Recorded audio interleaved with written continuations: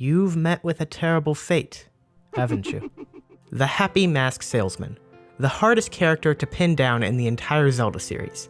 A character at conflict with what he wants to be, sorely underexplained, and for a good reason. Unsettling and unreadable to the core. But just like anyone's mask, his too can be removed. The Happy Mask Salesman is one of my favorite characters in the series, even though he really has not that much to do. He's appeared in 3 mainline Zelda titles, being Ocarina of Time, Majora's Mask, and Oracle of Ages. The latter and former giving him little to do outside of being an eccentric shopkeeper. Yes, in the grand scheme of things, people remember this character because of one game, Majora's Mask. In Majora, the Mask Salesman for the first time gets to play a more prominent role, acting as Link's guide to the start of his adventure. This is because the mask that threatens to bring the world of Termina to its knees was apparently first in his possession before being stolen by the forced Imp Skull Kid. The Mask Salesman doesn't come off as just an innocent bystander to this story, however. There is something hiding behind his persona of helpfulness, and the cracks can be seen clearly throughout the game. And it might not surprise you to learn that Majora's Mask itself is the key to unraveling the mystery of the Happy Mask Salesman.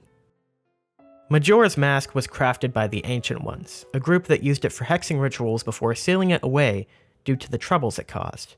The Mask Salesman tells us this much, but have you ever wondered where it was sealed? Well, how about Stone Tower Temple? First of all, we see imagery of the mask throughout the temple, from the statues in the opening room to the pillars in the Twin Mold boss fight. Second, the people of Akana show fear towards this tower, pointing to the idea that this structure was not built by them, but actually predates them. Third, the Triforce imagery. The Triforce, as far as we know, is non-existent in Termina. However, Majora's Mask is one of the few characters in this game that knows of the existence of Hyrule, starting the game in Link's home kingdom. But I'm willing to take it a step further and say that the Ancient Ones that created and used Majora's Mask weren't native to Termina, but native to Hyrule. There's a very odd discrepancy between the English translation and original Japanese text for this scene explaining the origins of Majora's Mask. In the English translation, the game states that the Ancient Ones who created the mask saw through its terrible powers and sealed it away. But the Japanese text alludes to the tribe's much more terrible fate. What power does this mask hold? The race spoken of in the legend was destroyed, so we do not know. The calamity brought about by Majora's Mask was so great that our ancestors who feared it sealed it away within the eternal darkness, so it would not be misused. So according to the original translation of these lines, the Ancient Ones were destroyed most likely by their own handiwork, and the mask was actually sealed away by ancient Hylians. So, the ancient group responsible for Majora's Mask was actually native to Hyrule, and they were destroyed by their own creation. And finally, the Hylians, most likely the sages, took action and sealed away Majora's Mask in the eternal darkness. But wait, doesn't that contradict what I said about Stone Tower Temple earlier? But have you ever wondered where it was sealed? Well, how about Stone Tower Temple? First of all, we see imagery of the mask throughout the temple, from the statues in the opening room to the pillars in the Twin Mold boss fight. Second, the people of Akana show fear towards this tower, pointing to the idea that this structure was not built by them, but actually predates them. Third, the Triforce imagery. The Triforce, as far as we know, is non-existent in Termina. For one as powerful as Majora's Mask that feeds off dark energy, being sealed away in the eternal darkness wouldn't stop it. I think this is the birthplace of Hyrule's parallel world, Termina. And its creator is none other than Majora's Mask. Stone Tower Temple was the first creation of Majora's new world. A hodgepodge of things from the world it had once known, reconstructed in its own image. From there, it went on to create its own version of Hyrule, all the way down to the residents that would mirror those of the current state of Hyrule, all to create its own sandbox to play in. But what does this have to do with the Mask Salesman? Well, everything. I believe it was the salesman that, while on the search to find new masks, first encountered Majora's Mask at Stone Tower Temple. Remember, while Majora was able to feed off the darkness to create this new parallel world and its fully independent inhabitants, it was still incapacitated at Stone Tower Temple by the seal that had sent it to this new realm in the first place. That is, until a curious mask salesman thrust open the doors of Stone Tower Temple in search of new merchandise. This is that somebody King Igo Stewie Kana refers to in-game as opening the door to Stone Tower Temple. the Mask Salesman. It's interesting also when this happened, because though Akana in-game is a land where only the dead walk, it wasn't always. According to Flat's description of the Song of Storms, the kingdom of Akana might be 1,000 years past gone.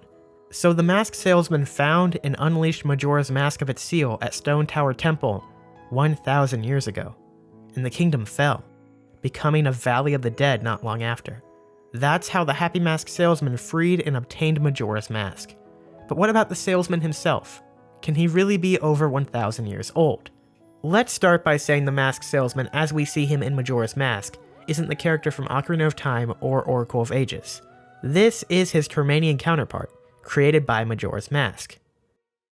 Ever notice how the Mask Salesman in Majora's Mask glitches about from one position to another? It's creepy, unsettling, and something he never does in Ocarina of Time. He also knows the origins of Majora's Mask, the Song of Healing, and how to turn people into masks, an almost otherworldly power that no one else seems to possess. He knows of the existence of Hyrule. He knows the moon will fall in 3 days. And he knows Link is the legendary hero and directly calls out his courage. Also, the way he switches between emotions so quickly and on the fly, it's almost as if he's acting. And finally, when this is all over, and Link has defeated Majora, he appears with Link and Skull Kid in Termina Field, out of nowhere, holding the remains of Majora's Mask. Oh, so the evil has left the mask after all. He sounds almost disappointed. The last we see of the Mask Salesman is him fading away, almost as if he is fading from existence. The curious salesman arrived at Stone Tower Temple a regular citizen of this newly born world, but he left as something completely different. When he finally found the new one-of-a-kind mask he had desperately been searching for, he unknowingly released the mask of its seal, and something terrible happened.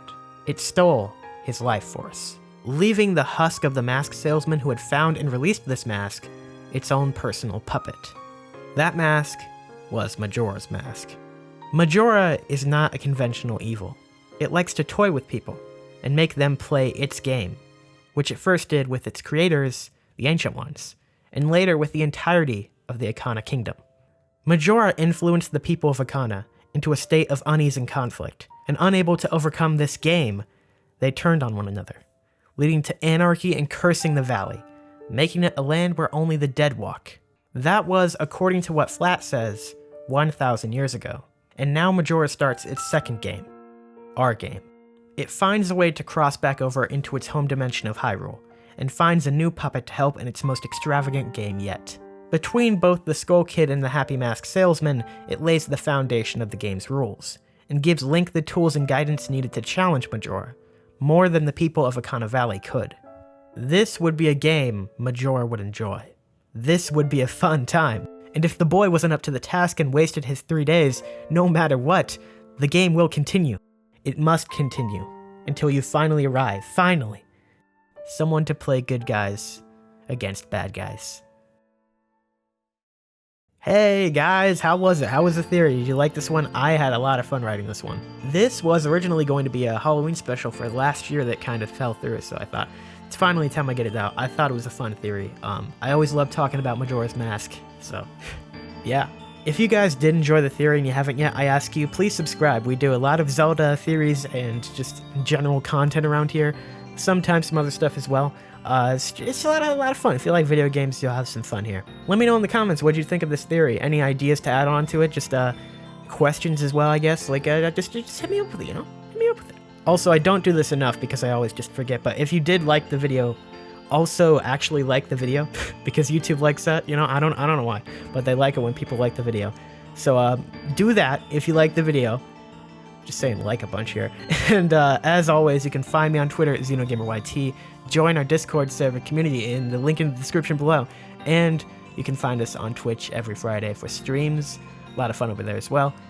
Yeah, that's going to do it for this week, guys. I hope you enjoyed the theory. Hopefully we get to see the Mask Salesman again at some point. I'd love to see him in Breath of the Wild 2 in some form. I don't know. He doesn't even have to be anything big, but I'd love to just see a cameo from the guy, you know?